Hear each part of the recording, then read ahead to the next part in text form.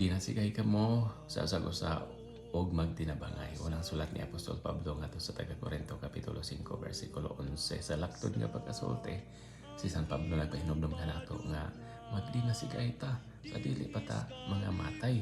Kay ang atong kinabuhi dili ning murag bula nga wala lang doon na tayo misyon, doon na purpose ang ato ang kinabuhi. Unsaon man nato pagdinasigay, unang-una mag-inampo ay ta. Mag-ampo ta sa mga kaila nato o sa tanang mga katawhan. Ikaduha, atong ipaambit ang ato ang pagtuo.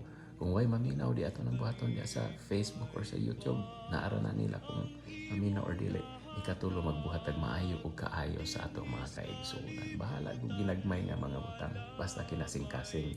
Niining pa maagiha naningkamot yun ta, at least naningkamot yun ta nga magdinasigay, magtinabangay sa dili pata mga matay.